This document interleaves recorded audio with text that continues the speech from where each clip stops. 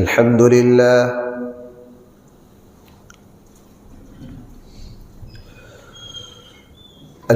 لله نحمده ونستعينه ونستغفره ونؤمن به ونتوكل عليه ونعوذ بالله من شرور أنفسنا ومن سيئات أعمالنا من يهده الله فلا مضل له ومن يضلله فلا هادي له ونشهد أن لا إله إلا الله وحده لا شريك له ونشهد أن سيدنا وسندنا ومولانا محمدًا عبده ورسوله صلى الله تعالى عليه وعلى آله وأصحابه وبارك وسلم تسليما كثيرا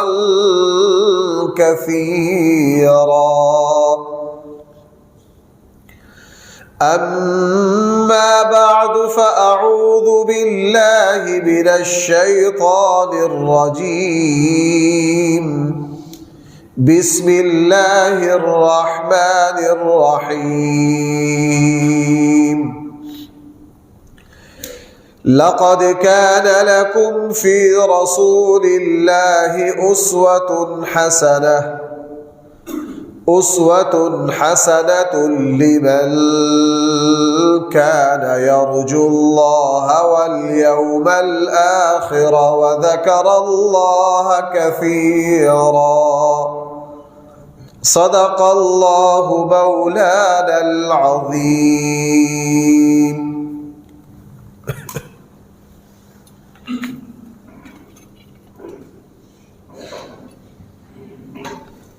محترم سامعین کرام،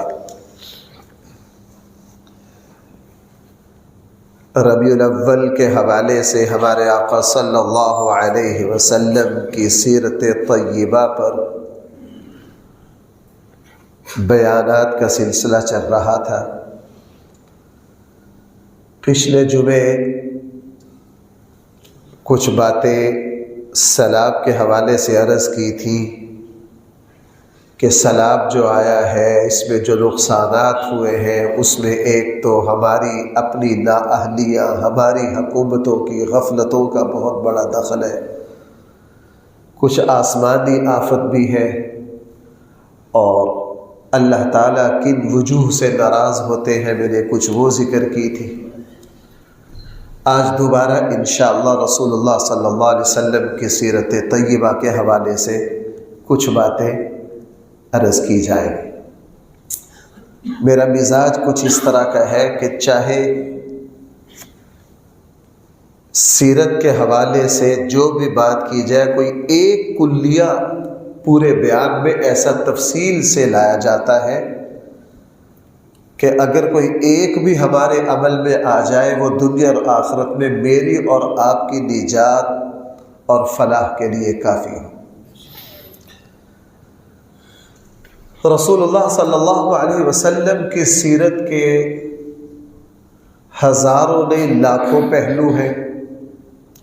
جس طرح قرآن کریم کی تشریح کا احاطہ کرنا انسانوں کے بس کا کام نہیں چونکہ یہ معجزہ ہے، اسی طرح بھائیو نبی کریم صلی اللہ علیہ وسلم کی ذات گرامی کی سیرت کا احاطہ کرنا بھی کسی کے بس کا کام نہیں، چونکہ رسول اللہ صلی اللہ علیہ وسلم بھی اور آپ کی ذات بھی اللہ تعالیٰ کی قدرت کا شاہکار ہے.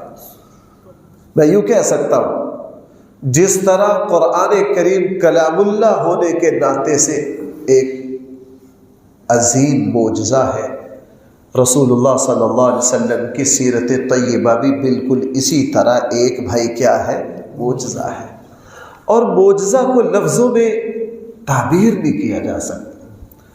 اس لیے میں جب ہم مطالعہ کرنے بیٹھتے ہیں، ایک چیز کو تلاش کرنے لگتے ہیں، تو ایسے سیرت کے جنگل میں گم ہوتے، حیران ہو جاتے ہیں کہ یار اللہ کے نبی صلی اللہ علیہ وسلم کے معاملات، آپ کی سیرت میں اتنی وسعت ہے، اتنی گہرائی ہے، ایک ایک لمحہ علم اور حکمت سے اس طرح بھرا ہوا ہے کہ صرف زندگی ہے 23 سالہ، زندگی صرف پیغمبرانہ کتنی ہے؟ 23 سالہ۔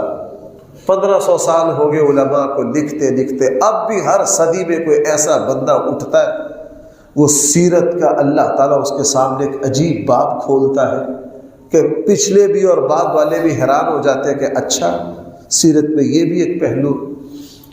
میرا موضوع نہیں ہے، میں ویسے عرض کروں، میں آج مطالعہ کرتے کرتے زبردستی نکاح،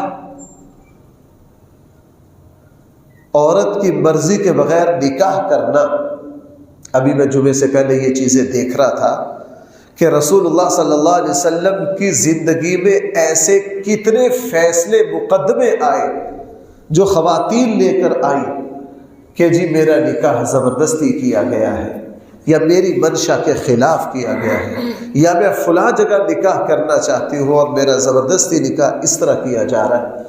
تو رسول اللہ صلی اللہ علیہ وسلم نے اس کے بارے میں جب فیصلے فرمائے تو زبان مبارک سے ایسے کلیے حکمت بھرے دانش کے سمندر حضور علیہ الصلوۃ والسلام کی زبان مبارک سے نکلے کہ جملہ ایک ہے۔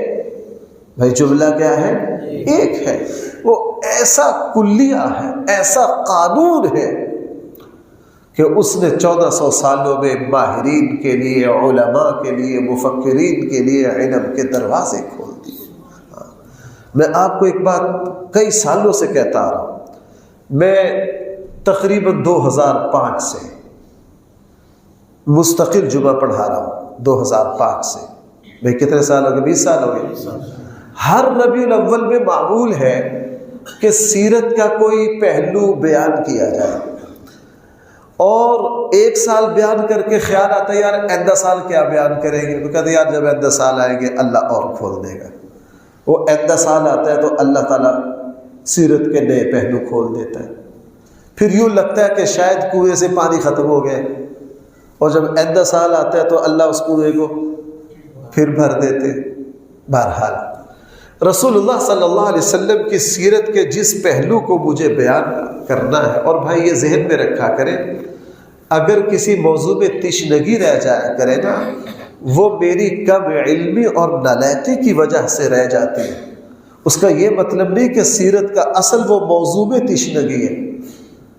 اگر کہیں کمزوری رہ جائے، وہ میرے بیان میں میری کم علمی کی وجہ سے وہ خلا پیدا ہو گیا، وگرنہ حقیقت کے اعتبار سے تو رسول اللہ صلی اللہ علیہ وسلم کی سیرت کا وہ پہلو 100% کامل ہے، جس طرح حضور کامل ہے، اللہ کے نبی کی سیرت کے تمام پہلو بھی بھائی کیا ہیں؟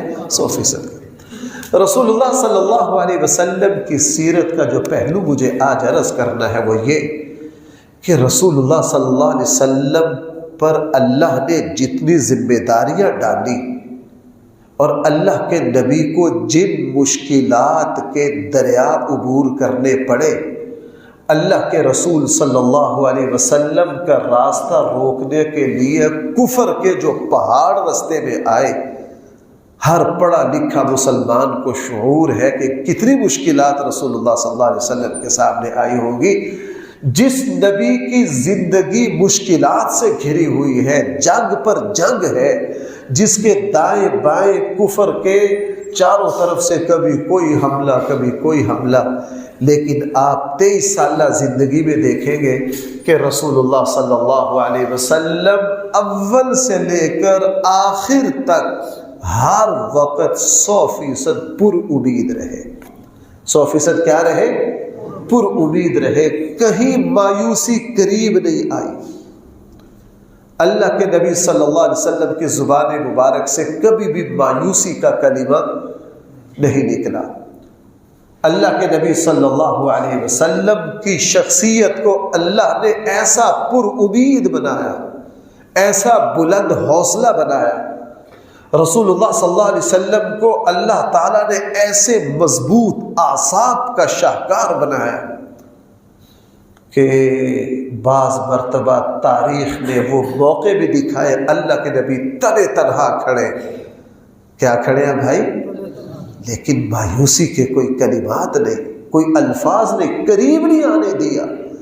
اور صرف خود تو کیا ہونا تھا، قریب بیٹھنے والوں کی دلوں کو امیدوں سے بھر دیا، ان کو خوشخبریاں دینے والا بنا دیا، ان کو بشارتیں دینے والا بنا دیا۔ اس لیے رسول اللہ صلی اللہ علیہ وسلم کی بھائی ایک صفت ہے، ارسلناک شاہدا ومبشرا، مبشر خوشخبریاں دینے والا۔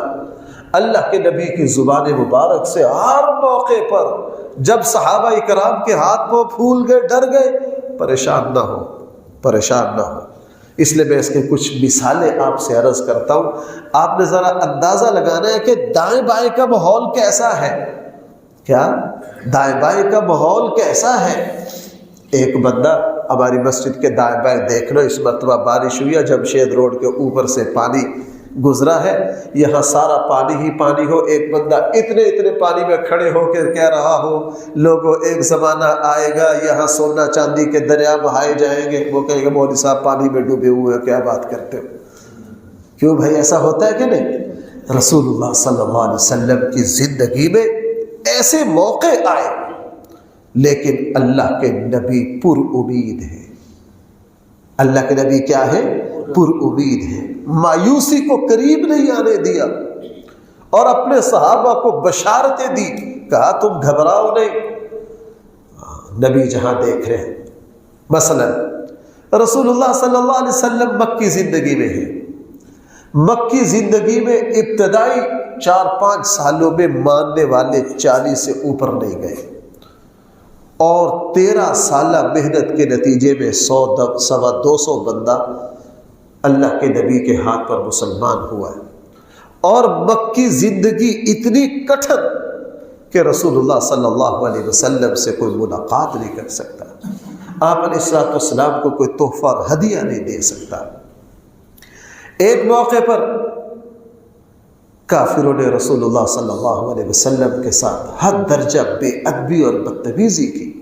اللہ کے نبی اس حالت میں تشریف لائے، بظاہر ظاہری حالت پریشان کن ہے۔ صحابی نے عرض کیا اللہ کے رسول، یہ ہمارے ساتھ کیا بنے گا، کب موقع آئے گا کہ ہم ان تکلیفوں سے نکلیں گے؟ رسول اللہ صلی اللہ علیہ وسلم نے اس ماحول میں کھڑے ہو کر اپنے صحابہ سے کہا، اے میرے صحابہ تم پریشان نہ ہو، اللہ تعالی ان قریب ایسا زمانہ لائے گا کہ صنعاء سے لے کر، اس زمانے کا یمن، صنعاء سے لے کے حضرموت اور اردن کے بارڈر تک، فرمایا صنعاء سے لے کر حضرموت تک ایک وقت آئے گا، اللہ جل جلالہ ہمیں ایسا امن دے گا، خوف سے ایسا بے نیاز کرے گا کہ ایک شخص جو ہے وہ صنعاء سے چلے گا حضرموت تک جائے گا، اس کو کسی کا ڈر نہیں ہوگا، صرف چرواہے کو اتنا ڈر ہوگا کہ کہیں میری بکری کو کوئی بھیڑیا نہ کھا جائے، اس کے علاوہ کوئی ڈر نہیں ہوگا۔ اب مکی حالت ہے، پریشان کن حالت ہے، یہ وہ ہستی ہے جس سے کوئی سر عام مل نہیں سکتا، کوئی ملاقات نہیں کر سکتا، لیکن رسول اللہ صلی اللہ علیہ وسلم کا دل امید سے پر ہے، مایوسی کو قریب آنے نہیں دیا، اپنے اللہ پر اعتماد ہے، اپنے اللہ پر بھروسہ ہے، پریشان نہ ہو، ایک وقت آئے گا اللہ تعالیٰ صنعاء سے لے کر کہاں تک؟ حضرموت تک، اور اللہ تعالیٰ نے وہ سب کچھ پھر دکھایا، اللہ تعالیٰ نے وہ سب کچھ دکھایا۔ اور دنیاوی اعتبار سے مشکلات کا سب سے سنگین اور خوفناک لمحہ وہ ہے جب رسول اللہ صلی اللہ علیہ وسلم نے ہجرت کا جس رات ارادہ کیا، آپ ہجرت کے لیے نکلے، ہر مسلمان جانتا ہے کہ ظاہری نقشہ اس وقت کیا ہے، ظاہری صورتحال کیا ہے؟ رسول اللہ صلی اللہ علیہ وسلم رات کو نکل رہے ہیں، تنے تنہا نکل رہے ہیں۔ رسول اللہ صلی اللہ علیہ وسلم اپنے اہل بیت کو ساتھ لے جا نہیں سکے، کچھ بھی ساتھ لے کر نہیں جا رہے۔ صدیق اکبر کو ساتھ لے کر صورتحال یہ ہے کہ مکہ سے ڈائریکٹ مدینہ بھی نہیں جا سکتے۔ 3 دن کہاں پناہ لی ہے؟ غار ثور میں پناہ لی، اور غار ثور میں صدیق اکبر ساتھ ہے۔ اب آپ اندازہ لگاؤ ظاہری اعتبار سے کیسا مایوس کن ماحول ہے کہ یہ سرکار دو جہاں ہے، یہ امام الانبیاء ہے، یہ دونوں جہانوں کے سردار ہیں، لیکن صورتحال یہ ہے کہ مکہ کا ہر بندہ تلوار لیے اس ہستی کے خون کا پیاسا ہوا پھر رہا ہے تاکہ اس ہستی کو قتل کر کے 100 اونٹوں کا انعام پا سکے آپ۔ اور اللہ کے نبی بھائی کہاں ہے؟ غار ثور میں۔ اور غار ثور میں بھی آپ حضرات کو پتہ ہے، میں تو صرف اپنا موضوع کا نکتہ نکالنا چاہ رہا ہوں کہ ہر حالت میں اللہ کی ذات سے کیا رہنا؟ پر امید رہنا، حالات مایوس کن سے مایوس کن ہو۔ یہ موضوع کا خیال مجھے اس لیے بھی آیا، ادھر ادھر دوست سیلابوں میں پھنسے ہوئے، بہت سارے دوست یہاں جمعے میں آتے تھے، نہیں آ پا رہے ہیں، ان سے مفتی صاحب ساری فصل گئی ہے، سارے جانور ہیں، اب کوئی جواب نہیں۔ ان سے عرض کیا، بھائیو آپ صحیح کہہ رہے ہو، آپ صحیح کہہ رہے ہو، دنیاوی اعتبار سے کچھ نہیں بچا۔ اب ایک دوست، ایک صاحب یہاں ذمہ دار جمعہ پڑھنے آتے ہیں، اس بیچارے کی تقریباً 14-15 ایکڑ زمین ہے، 4-5 ایکڑ جو ہے وہ نالا جو ڈیگ ہے وہ بہا کر لے گیا ہے۔ کہنے لگے جناب مفتی صاحب جو 4-5 ایکڑ جو ہیں وہ نالے کا حصہ بن گئے ہیں، جو بچے ہیں اس میں ریت اتنا ہے کہ میرے بس کا کام ہی نہیں، میرے تو 14-15 ایکڑ سارے ہی فنا ہو گئے۔ میں نے کہا بھائی آپ صحیح کہہ رہے ہیں، آپ صحیح کہہ رہے ہیں، لیکن آپ مہاجر ہو یا یہاں کے باشندے؟ کہنے لگے جی مہاجر ہیں۔ میں نے کہا ذرا غور کرو، اپنے بڑوں سے پوچھو، آپ کے ابا جب 47 میں آئے ہوں گے ان کی حالت آپ سے بھی زیادہ کمزور ہوگی۔ اللہ نے پاؤں پہ کھڑا کیا، اللہ نے کیا کیا؟ پاؤں پہ کھڑا کیا۔ واقعہ رب نظر ہی وہاں آتا۔ آپ کو ایک دل کی بات عرض کروں، کتابوں میں پڑھا تھا لیکن ابھی زندگی کو اللہ تعالیٰ نے خود دکھایا۔ میں یہ سمجھ پایا ہوں اللہ کی ذات اپنے آپ کو دکھاتی ہی وہاں ہے جہاں زمین کے حالات تنگ ہو رہے ہیں، جہاں زمین کے حالات کیا ہو جائیں۔ آپ میں سے 10 دوست میری تائید کریں گے، جہاں زندگی ایک مرتبہ بند گلی میں لے جائے، اللہ پھر دکھاتے ہیں کہ اے دیکھ میرے بندے، میری طاقت کا ذرا اندازہ لگا۔ رسول اللہ صلی اللہ علیہ وسلم غار ثور میں ہیں، کافر یہاں تک پہنچ گئے۔ صدیق اکبر نے یہ فرمایا کہ ہم غار میں جہاں بیٹھے تھے، چونکہ اندر بیٹھنے کی جگہ نیچے ہے، باہر کی جگہ اونچی ہے، جن حضرات نے دیکھا ہے وہ اس بات کو اچھی طرح سمجھ سکتے ہیں۔ فرمایا کافر یہاں تک پہنچ گئے کہ ہم ان کی باتیں سن رہے ہیں، اور اگر ان میں سے کوئی پیشاب کرے تو وہ ہم پر گرے، اگر کوئی پیشاب کرے وہ ہم پر گرے۔ کتنا مایوس کن لمحہ ہوگا کہ جس بندے کے قتل کے لیے جو لوگ ننگی تلواریں لیے پھر رہے ہیں وہ سر پر پہنچ گئے ہیں۔ صدیق اکبر نے رسول اللہ صلی اللہ علیہ وسلم سے خوف میں عرض کیا، اللہ کے رسول ہم تو دھر لیے گئے، ہم تو پکڑ لیے گئے، ہمارا کیا بنے گا؟ رسول اللہ صلی اللہ علیہ وسلم نے فرمایا، ابو بکر ان 2 شخصوں کا کیا کہنا جن کے ساتھ تیسرا اللہ ہے، جن کے ساتھ تیسرا۔ ہم مسلمان ہیں نا، ہم بعض باتیں اپنے گھر کی سنتے رہتے ہیں، ہمیں گھر کی بات کی قدر نہیں۔ یہ بات جو ہے میں ابھی بچپن سے سنتا ہوں، قرآن کہہ رہا ہے، اسی میں قرآن اترا، ثانی اثنین اذ ہما فی الغار اذ یقول لصاحبہ لا تحزن ان اللہ معنا۔ میں نے ایک بہت بڑے مستشرق ان مورخوں کو کہتے ہیں جو اسلام دشمن ہیں، بھائی جو کیا ہے، اور اسلام کے خلاف، حضور کے خلاف جتنا ان مورخوں نے لکھا ہے، انہوں نے اپنی زندگیاں وقف کر دی ہے حضور کے بغض سے بھرے ہوئے۔ آپ مستشرقین کی کتابیں پڑھ کے دیکھ لیجئے، ایسا گھٹیا سے کوئی گھٹیا سے گھٹیا الزام نہیں جو ان بدبختوں نے حضور علیہ السلام پر نہ لگایا ہو۔ ایک مستشرق جس نے جناب حضور کے خلاف کتاب لکھی ہے کئی 100 صفحات کی، بھائی کتنے 100؟ اللہ نے پھر یہ دکھایا، یہی مستشرق اللہ نے اس کو ایمان کی دولت دی، اپنی کتاب سے رجوع کیا، پہلے 15-20 سال لگا کے حضور کے خلاف اعتراضات اٹھائے، پھر زندگی کے آخر میں خود ایک ایک اعتراض کا جواب دیا، اور پھر سیرت کی ایسی کتاب لکھی دنیا میں چلتی آج، انگلش میں ان کی ایک کتاب ہے۔ ان سے پوچھا گیا آپ کو کس بات نے پلٹا؟ آپ کو پتہ ہے نفرت والے دل کو پلٹنا بڑا مشکل ہے۔ کون سمجھا میری بات؟ نفرت والے دل کو پلٹنا، جو آپ سے بغض رکھتا ہے نا، آپ تہجد میں سجدہ بھی کر رہے ہوں گے، وہ کہے گا دکھلاوے کے لیے کر، میرے پتہ ہے جی میرا بزرگ ہے۔ جس کو آپ سے حسد ہے، اس کی نگاہ میں شیخ سعدی نے گلستان میں کہا ہے حاسد کی کوئی پرواہ نہ کر، چونکہ جو تیری سب سے بڑی خوبی ہے تیرے حاسد کی نگاہ میں وہ سب سے بڑی خامی۔ ہمارے پاس دوست ادھر ادھر سے آتے ہیں، اپنے سامنے اس طرح کی مشکلات کا ذکر کرتے ہیں، جہاں حسد ہو ہم انہیں کہتے ہیں بھائی جہاں حسد ہو اس کو حل کرنے کے، حاسد کبھی راضی ہو ہی نہیں سکتا۔ اب یہ مستشرق اللہ کے نبی سے بغض رکھتا ہے، اللہ کے نبی کے خلاف 700-800 صفحات کی کتاب لکھ ماری ہے۔ دنیا کا کوئی کمینہ سے کمینہ اعتراض، گھٹیا سے گھٹیا اعتراض ایسا نہیں ہے جو اللہ کے نبی پر نہ کیا ہو۔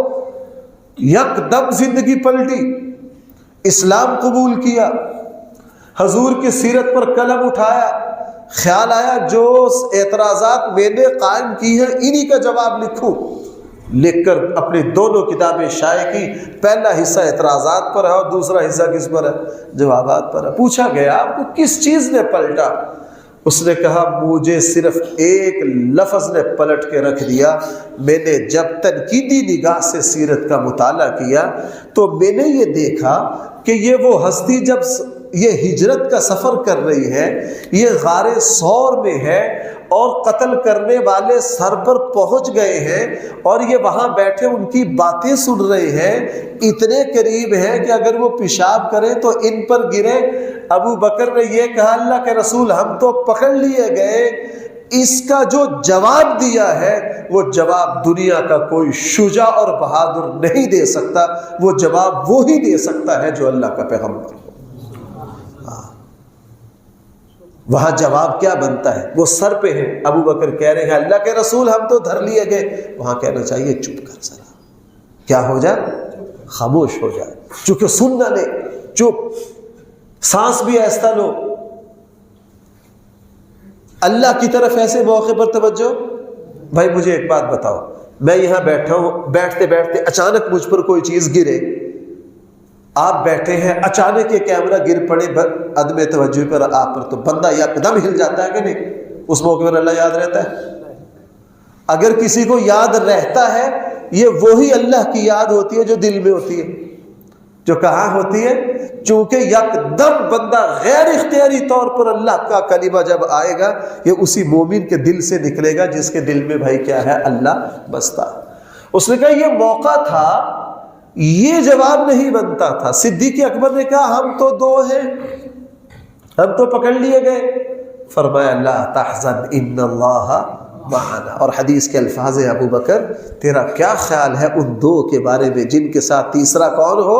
اللہ۔ پھر اسی میں قرآن کے الفاظ آ گئے۔ یہ ہے ہمارے آقا صلی اللہ علیہ وسلم کی سیرت کا میں سمجھتا ہوں سب سے نازک لمحہ یہ ہے، لیکن یہ ہستی وہ ہے جس کا دل امید سے بھرا ہوا ہے، جو کبھی مایوسیوں کو قریب آنے نہیں دیتا۔ جو اس ہستی کے قدموں میں بیٹھتا ہے اس کے دلوں کو یہ امید سے بھر دیتا ہے، مایوسیوں سے بچاتا ہے۔ اس لیے میں یوں کہہ سکتا ہوں اسلام میں کسی بھی مسلمان کے لیے مایوس ہونے کی ہرگز اجازت نہیں ہے۔ آپ حضرات کو پتہ ہے بدر کے موقع پر رسول اللہ صلی اللہ علیہ وسلم بغیر تیاری کے تجارتی قافلے کے مقابلے کے لیے نکلے، وہاں جا کے صورتحال یکدم تبدیل ہوگی۔ تجارتی قافلہ اپنی مکاری سے، اپنی ہوشیاری سے نکل گیا اور ابو جہل کا جنگجو لشکر مد مقابل آ گیا۔ اللہ کے نبی صلی اللہ علیہ وسلم ساری رات اللہ کے سامنے روئے، فریاد کی، چادر گر گئی روتے روتے۔ صدیق اکبر نے پیچھے سے یوں ہاتھ ڈال لیے، رسول اللہ صلی اللہ علیہ وسلم کو چادر دی، کہا اللہ کے رسول بس کیجئے، آپ نے ساری رات جتنا مانگ لیا ہے، آپ کا رب آپ کو کبھی بھی تنہا نہیں چھوڑے گا۔ 1000 ننگی تلواریں لیے کھڑا ہے اور یہ 313 ہے، تیاری سے نہیں آئے۔ 313 ہے بھائی، کس سے نہیں آئے؟ تیاری سے نہیں آئے، کوئی تیاری ساتھ نہیں ہے۔ اب جب فجر کی نماز پڑھائی حضور نے، فجر کے بعد یوں میدان بدر کو دیکھا، مسکرائے۔ کیا مسکرائے؟ ہنسے؟ یہ بھائی ہنسنے کا موقع تھا؟ نہیں۔ فجر کے بعد صفیں مرتب ہو رہی، یوں نگاہ ڈالی، مسکرائے۔ اور صحابہ اکرام سمجھتے تھے اس ہستی کا مسکرانا بے معنی نہیں ہو سکتا۔ اللہ کے رسول آپ مسکرا رہے ہیں، کیا وجہ ہے؟ یہ تو بظاہر مسکرانے کی وجہ نہیں ہے، موت سامنے ہے۔ اور بھائی پوچھو کسی سے، مجھے کسی دوست نے سنایا، وہ بھیجا تھا، وہ جو افسر جو ہیں اس سزائے موت دیتے ہیں، پوچھا گیا جناب جس کو سزائے موت دینی ہوتی ہے 24 گھنٹے کیسے گزرتے ہیں؟ انہوں نے کہا جناب ایسے بھی ہوتے ہیں کہ ان کو یہی نہیں پتا ہوتا دائیں طرف جانا ہے یا بائیں طرف جانا ہے، ایسے مت ہو، ایسا خوف طاری ہوتا ہے۔ اب میدان سجا ہے، اللہ کے نبی نے یوں نہ مسکرائے۔ صحابہ اکرام نے پوچھا اللہ کے رسول یہ مسکرانے کا کیسا موقع، کیا وجہ ہے؟ فرمایا میرے اللہ کی طرف سے وعدہ کر دیا گیا ہے کہ 3000 فرشتے میری اور آپ کی مدد کے لیے تیار کھڑے۔ اور اس کے بعد فرمایا، اشارہ کیا، فلاں یہاں قتل ہوگا، فلاں یہاں ہوگا، فلاں یہاں ہوگا، فلاں یہاں ہوگا، فلاں یہاں ہوگا۔ صحابہ اکرام نے فرمایا ہم نے جنگ کے بعد دیکھا جس کی جہاں نشاندہی کی تھی اس کی لاش وہیں پڑی، اس کی لاش وہیں پڑی۔ یہ ہے اللہ پر اعتماد اور بھروسہ، یعنی جنگ سامنے ہے لیکن اپنے رب سے کیا ہے؟ اس سے بھی عجیب، اللہ کے نبی کی زندگی میں ایسے موقع، نازک سے نازک موقع، لیکن دل امید سے بھرا ہوا، خوشخبری دے رہے ہیں۔ ڈرانے کے موقع پر صحابہ اکرام کو ڈرا نہیں رہے، کیا کر رہے ہیں؟ اور خوشخبری لے لو۔ غزوہ خندق ہے، ابھی ہمارا کوئی 2 ہفتے پہلے صبح کے درس میں تفصیل سے غزوہ خندق کا تذکرہ گزرا۔ غزوہ خندق ہے، یہود نے بڑی سازش کے ذریعے پورے عرب قبائل کو اکٹھا کر لیا اور 10,000 کا لشکر مدینہ منورہ پر حملہ آور ہوا ہے، اور پورا عرب دفاع عسکری معاہدہ کر کے مدینہ کا محاصرہ کر لیا۔ اتنی بے بسی ہوئی کہ بھائی صحابہ اکرام کو کیا کھودنی پڑی؟ خندق۔ اس کا نام ہی کیا ہے؟ غزوہ احزاب۔ و غزوہ احزاب حزب کی جمع، بہت ساری جماعتیں، اور خندق والی جنگ صحابہ اکرام نے 3.5 میل لمبی خندق کھودی۔ یہ حالت ہے۔ اور بھائی آپ حضرات کو پتہ ہے جب خوف ہو قتل کا، صحابہ اکرام خود سورہ احزاب میں قرآن کہہ رہا ہے اور اس وقت کو یاد کرو جس وقت خوف کی وجہ سے تمہارے دل اچھل اچھل کر منہ سے نکل رہے تھے۔ ادھر سے خندق کھودنی ہے، کھانا پینا ہے نہیں، باہر سے 10,000 کا لشکر آ رہا ہے، اندر سے بنو قریظہ کی بدعہدی کا ڈر ہے، مدینہ سے باہر نکل کر خندق کھود رہے، بیوی بچوں کو مدینہ کی بستی میں رکھ نہیں سکتے، یہودی حملہ نہ کر دیں، ان کو قلعہ میں بند کیا۔ بھائی صورتحال کی نزاکت آپ سمجھ رہے ہیں؟ 10,000 حملہ کر رہا ہے اور 2-3 دن میں کتنی خندق کھودنی ہے؟ 3.5 میل۔ اور ہمارا پسرور روڈ پہ بلڈوزروں کے ساتھ لگے ہوئے، ابھی تک نالے کی خندق نہیں کھد رہی۔ اور چوک سے لے کے یہاں تک اشفاق صاحب کتنا ہوگا؟ آدھا کلومیٹر ہوگا، 1 کلومیٹر ہوگا، 1 کلومیٹر بھی لگا لیجئے، مشینوں سے نہیں کھد رہی۔ اور مدینہ کی پتھریلی زمین، اور چوڑائی اتنی ہے کہ کوئی گھوڑا بھگا کے بھی پار نہ کر سکے، 10 ہاتھ، کم سے کم 20-25 فٹ چوڑائی ہو، وہ 3 دن میں کھودنی ہے۔ 10,000 کا لشکر آ رہا ہے، اور اندر یہودی ہیں جو خندق کے اندر لی جانب ہے، کیا ہے، اور پتہ ہے یہ بدعہدی کریں گے۔ مدینہ والے اپنی بیوی بچوں کو گھروں میں چھوڑ نہیں سکتے تھے، سب کو اکٹھا کر کے قلعہ بند کیا، اور یہ تو بچہ جانتا ہے کہ جب صحابہ اکرام نے بھوک کی شکایت کی اور دکھائے کہ اللہ کے نبی کمر سیدھی کرنے کے لیے پتھر باندھ رکھا ہے، تو حضور نے کتنے پتھر دکھائے؟ 2 پتھر دکھائے۔ اب آپ اندازہ لگائیے کتنا مایوس کن کٹھن لمحہ ہے۔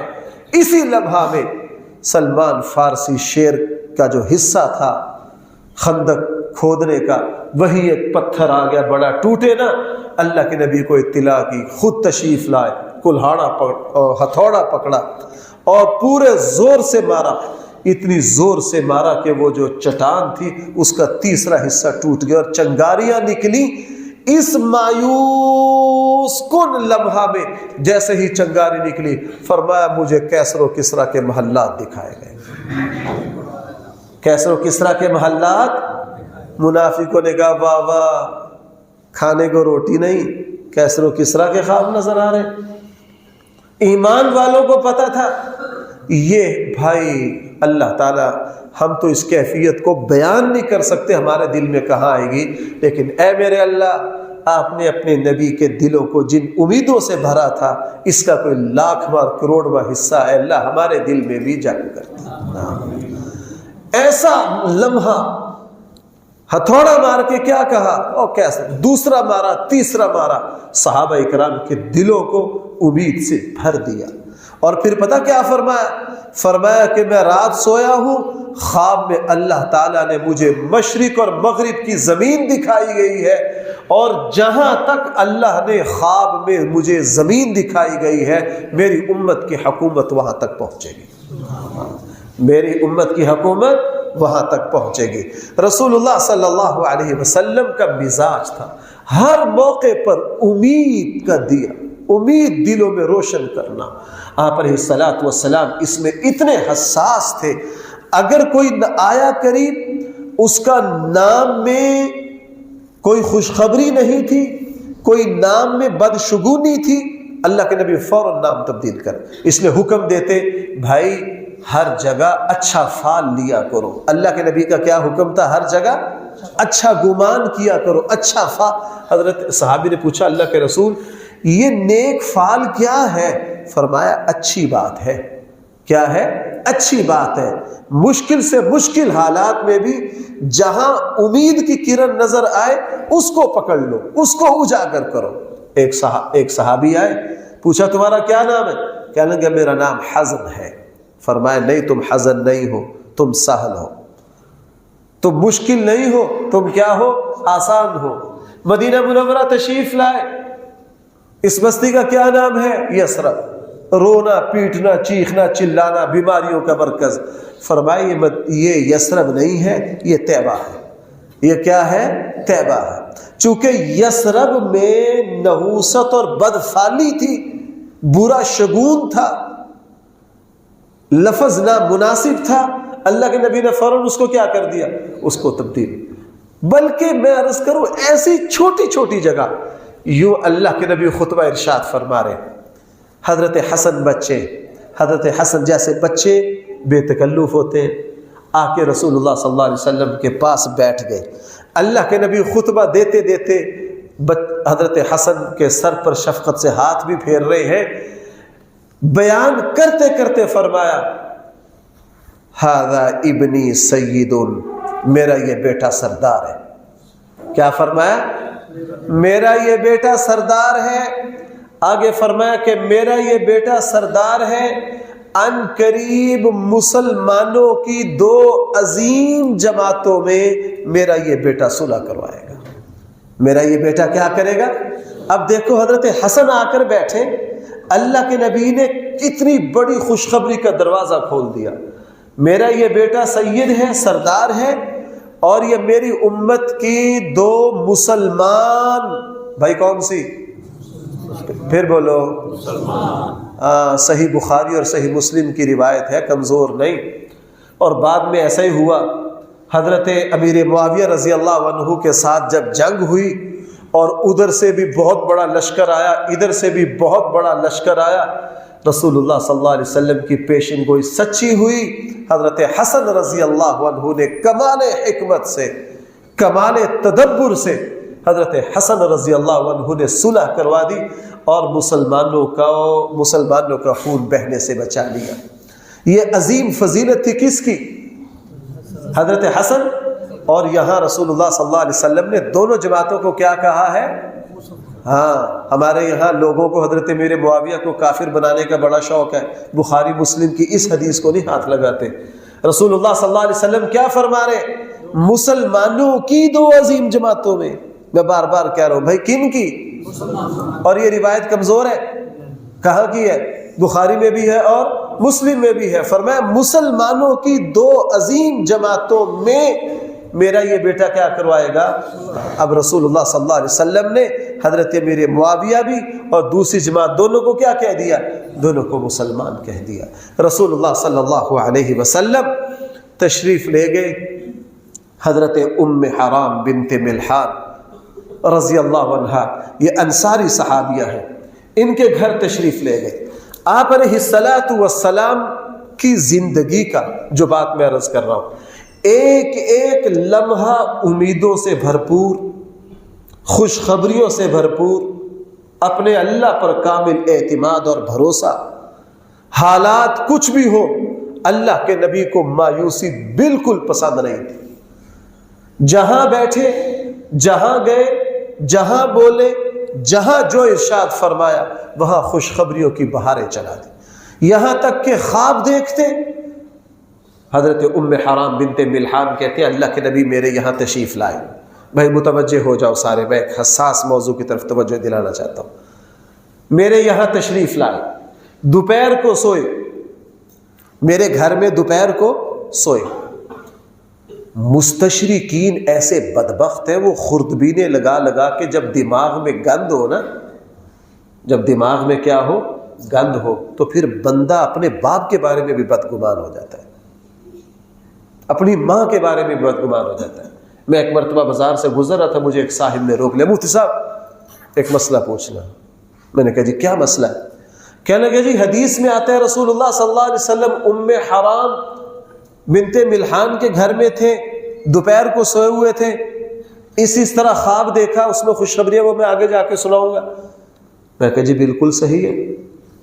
کہنے لگے جی حضور اجنبی عورت کے گھر میں کیوں سوئے ہوئے تھے؟ میں ایک مرتبہ کانپ گیا. میں نے کہا یار یہ سوال کافر کرے مسلمان کو زیب نہیں دیتا. کہنے لگے نہیں جی ویسے ایک سوال تو بنتا ہے. میں نے کہا لگتا ہے ایمان آخری کنارے پر ہے، اس سے بڑا لے لیجئے. بھائی یاد رکھو گے اس بات کو. حضرت ام سلیم حضرت انس رضی اللہ عنہ کی والدہ ہے، رمیسہ ان کا نام ہے. ان کے گھر رسول اللہ صلی اللہ علیہ وسلم نے دوپہر کو آرام کیا اور پسینہ آیا. ام سلیم نے پسینہ اتار لیا. اس نے دوسری حدیث میرے سامنے یہ کہہ دی، یہ بھی حدیث ہے. میں کہا جی بالکل ہے. کہنے لگا میں تو نہیں مانتا ان کو حدیث. میں کہا نہ مانو، تجھے تکلیف کیا ہے؟ کہنے لگے اللہ کے نبی ایک غیر محرم عورت کے گھر میں دوپہر کو کیوں سوئے ہوئے؟ اس کے تقریباً 7-8 جواب ہیں. اس کے کتنے جواب ہیں؟ میں آپ سے ایک ذکر کر دیتا ہوں. میں نے اسے کہا بدبخت، یہ جو آپ نے دل کی بھڑاس نکالی ہے، اس سے پہلے سادہ مجھے پوچھ لیتے. رسول اللہ صلی اللہ علیہ وسلم واقعتاً دوپہر کو ان دونوں عورتوں کے گھر میں آرام کیا، لیکن کیوں کیا؟ تو نے صرف کسی بدبخت مستشرق کا اعتراض پڑا ہے، اگلی بات نہیں تجھے پتا.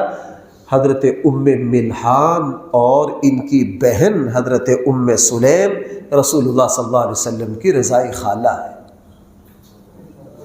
حضور کی کیا ہے؟ بھائی بولو کیا ہے؟ اور آپ کو پتا ہے کہ جو چیز نسب سے ثابت ہوتی ہے وہی دودھ سے بھی. جس ماں نے جنم دیا ہے اور بچے نے جس عورت کا دودھ پی لیا، دونوں کیا ہے؟ حضرت حلیمہ سعدیہ حضور کی کیا ہے؟ رضائی ماں ہے، رضائی ماں ہے۔ رسول اللہ صلی اللہ علیہ وسلم سے یہ فرمایا گیا، درخواست کی گئی کہ آپ حضرت حمزہ کی بیٹی سے نکاح کر لیجئے۔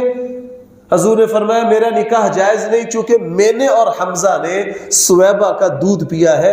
حضرت حمزہ میرے چچا بھی ہیں اور دوسری طرف میرے رضائی بھائی بھی ہیں، تو میں اس بچی کا رضائی چچا ہوں، میرا تو نکاح ہی جائز نہیں۔ اب اعتراض کر دیا۔ ام حرام جو ہے یہ رسول اللہ صلی اللہ علیہ وسلم کی کیا ہے؟ اور رضائی خالہ کی وہی حیثیت ہے جو، یہ ایک جواب ہے، اس کے علاوہ بھی اور بہت سے جواب دیے جا سکتے ہیں۔ بہرحال یہ تو میں ضمنی طور پر آ گیا۔ ام حرام بنت ملحان کے گھر میں دوپہر کو سوئے ہوئے اور تھوڑی دیر کے بعد اٹھے مسکرا رہے، اور صحابہ اکرام حضور کی ایک ایک ادا کا مطلب سمجھتے تھے کہ اس ہستی کی آنکھ کا اشارہ بھی بے مقصد نہیں۔ ام حرام نے فوراً پوچھا اللہ کے رسول آپ خواب سے مسکراتے اٹھے ہیں، کیا بات ہے؟ رسول اللہ صلی اللہ علیہ وسلم نے فرمایا مجھے خواب میں دکھایا گیا ہے کہ میری امت کی ایک جماعت سمندر پر جہاد کے لیے یوں سوار ہو رہی ہے جس طرح بادشاہ اپنے تختوں پر بیٹھا کرتے۔ یہ وہ زمانہ تھا جب سمندری سفر جو تھا صرف بادبانی کشتیوں کے علاوہ اور کوئی چیز کا تصور ہی نہیں تھا۔ میں نے اپنی امت کو دیکھا کہ میری امت کی ایک جماعت جہاد کے لیے، اعلاء کلمت اللہ کے لیے سمندر پر یوں سوار ہو رہی ہے جس طرح بادشاہ کس پر سوار ہوتے۔ حضرت ام حرام نے عرض کیا اللہ کے رسول میرے لیے بھی دعا کر دیجئے، اللہ مجھے ان میں شامل کر دے۔ فرمایا اللہ تجھے ان میں شامل کرے۔ پھر سو گئے، تھوڑی دیر کے بعد پھر اٹھے، پھر مسکرا رہے، بھائی امید ہے کہ نہیں، خوشخبری ہے یا نہیں؟ پھر اٹھے مسکرا رہے، خوش ہو رہے۔ ام حرام نے پوچھا اللہ کے رسول پھر کیا بات؟ ایک روایت میں دوسری مرتبہ بھی یہی بات فرمائی، تیسری مرتبہ سوئے، پھر اٹھے، پھر مسکرا رہے، ہنس رہے۔ ام حرام نے پوچھا اللہ کے رسول اب کیوں مسکرا رہے؟ پھر وہی بات فرمائی۔ ام حرام نے کہا میرے لیے دعا کر دیجئے اللہ تعالیٰ مجھے بھی ان میں شامل فرما دے۔ فرمایا نا تو پہلی دو میں شامل ہے، تیسری میں شامل نہیں۔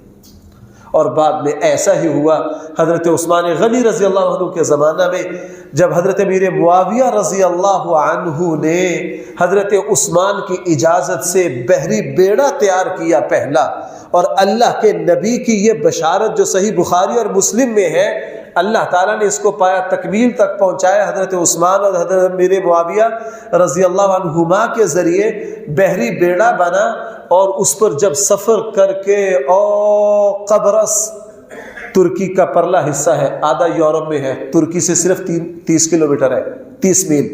کتنا؟ ہمارے یہاں ایک نوجوان جمعہ پڑھنے آتے ہیں، کبھی کبھار وہ وہاں ہوتے، تو میں نے بھی قبرص کے حالات انہی کے ذریعے معلوم کیے۔ قبرص جو ہے وہاں تک حضرت ام حرام تشریف لے گئی، اور واپسی جب وہاں سے ہونے لگی اپنے خچر پر بیٹھی، خچر بدک گیا اور یہ گر گئی اور وہی شہید ہو گئی۔ وہی کیا ہو گئی؟ آج بھی قبرص میں سب سے بڑا مزار جو ہے وہ حضرت ام حرام بنت ملحان کا ہے۔ یہ رسول اللہ صلی اللہ علیہ وسلم کی رضائی خالہ ہے۔ تو جو بات میں عرض کر رہا تھا، اللہ کے نبی کے خواب بھی امید، خوشخبریوں پر مشتمل۔ آپ کی ساری زندگی بھائی کس چیز پر مشتمل ہے؟ بہت ساری مثالیں رہ گئی۔ اس لیے رسول اللہ صلی اللہ علیہ وسلم نے فرمایا تم میں سے کوئی بندہ مایوسی کے کلمات نہ کہے، یہاں تک کہ اگر حالات اتنے تنگ بھی ہو جائیں کہ بندہ موت کی طرف توجہ جائے، پھر بھی مایوسی کے کلمات نہ کہو، یوں کہو کہ اے اللہ جب تک میں زندگی میرے لیے بہتر ہے مجھے زندہ رکھ، اور جب میرے لیے موت بہتر ہے مجھے کیا کر۔ ایک انصاری صحابی کو، ایک انصاری نوجوان موت و حیات کی کشمکش تھے، حضور ان کے پاس تشریف لے گئے، ترمذی میں روایت آتی ہے، ان سے پوچھا کیا محسوس کر رہے ہو؟ کہنے لگے جی میری کیفیت اس وقت یہ ہے، اللہ تعالیٰ سے پر امید ہوں لیکن اپنے گناہوں سے ڈرتا بھی ہوں۔ رسول اللہ صلی اللہ علیہ وسلم نے فرمایا تیرے آخری لمحات ہیں، اور ان آخری لمحات میں جو اپنے اللہ سے پر امید رہتا ہے اللہ اس کے ساتھ اسی طرح کا معاملہ کرتے ہیں۔ اس لیے حدیث میں کیا ہے؟ انا عند ظن عبدی، میرے بندے میرے بارے میں جیسا گمان کریں گے میں ویسے۔ رسول اللہ صلی اللہ علیہ وسلم ایک بدو بوڑھے کے پاس تشریف لے گئے خیر خیریت پوچھنے کے لیے، وہ بخار سے یوں کانپ رہے ہیں۔ حضور نے فرمایا لا بأس طہور انشاءاللہ، پریشان نہ ہو، اللہ تعالیٰ جلدی پاک کر دیں گے۔ اس نے کہا کون سی پاکیزگی؟ ایک بوڑھے پر بخار مسلط ہے، اس کی ہڈیاں توڑ رہا ہے، وہ کانپ رہا ہے، کون سی پاکی؟ حضور نے فرمایا اچھا ایسے نہیں تو پھر ایسا ہی صحیح، تو نے جیسا کہا ہے تیرے ساتھ ویسا ہی ہوگا۔ واقعتاً اسی بخار کے ذریعے اس بابے کی موت ہو گئی۔ حالانکہ اللہ کے نبی نے اسے کیا فرمایا تھا؟ لا بأس طہور، پریشان۔ اگر وہ حضور کی خوشخبری کو قبول کر لیتا، محدثین فرماتے ہیں اللہ تعالیٰ کس سے نکال دیتے؟ اس لیے بھائی زبان سے مایوسی کی کلمات نہ کہیے۔ ہمارے آقا صلی اللہ علیہ وسلم کی سیرت کا یہ عظیم الشان پہلو ہے، اپنے رب سے ہر وقت کیا رہنا؟ زندگی کے خطرات ہیں نوجوانوں کو، نئی نئی ڈگریاں لی ہیں، مایوس ہیں، بھائی مایوس نہ ہو، محنت کرو، اللہ تعالیٰ انشاءاللہ بہاریں لگا دے گا، اللہ راہیں کھول دے گا۔ ہمارے آقا کی سیرت کو مد نظر رکھو، 23 سالہ زندگی میں جنگیں ہیں، لڑائیاں ہیں، شہداء ہیں، چاروں طرف سے حملے ہیں، لیکن اللہ کے نبی ہر وقت دل امید سے بھرا ہوا ہے۔ اور بھائی جس بندے کا دل امید سے بھرا ہوتا ہے اللہ تعالیٰ اس کے ساتھ معاملات بھی ویسے ہی۔ اور اگر کوئی بدگمان ہے، کوئی مایوس ہے، وقت اوپر ہو جاتا ہے بھائی میرا مزاح، حدیث ایک سنا کے بات مکمل کروں۔ حدیث میں کیا ہے؟ جو شخص خودکشی کرتا ہے وہ جس آلے سے خودکشی کرے گا کل قیامت والے دن اسی طرح اس کو مسلط کیا جائے گا۔ اپنے آپ کو مارتا رہے، اس کو کیوں مارا جائے گا؟ اللہ فرمائیں گے تو نے مایوسی کی انتہا کر دی، تیرا رب غفور الرحیم ہو اور تو مایوس ہو، تیرا رب غفور الرحیم ہو تو مایوس ہو۔ حدیث میں جو شخص پہاڑ سے گرا کے اپنے آپ کو مارا ہے، جہنم میں اس کو آگ کے پہاڑ سے گرا کر بار بار مارا جاتا رہے گا، چونکہ یہ مایوسی کی انتہا پر چلا گیا۔ اور بھائی یہ سیرت کا عظیم الشان پہلو بھی ہے۔ ہمارے دائیں بائیں سیلاب کا ماحول ہے، لوگوں کا سب کچھ بہہ گیا ہے، دنیاوی اعتبار سے حالات مایوس کن ہے، لیکن بھائی اوپر کون ہے؟ رحمان و کریم ہے، انشاءاللہ وہ ضرور سنبھالے گا اپنے بندوں کو۔ اللہ تعالی ہم سب کو سیرت طیبہ کا صحیح فہم عطا فرمائے۔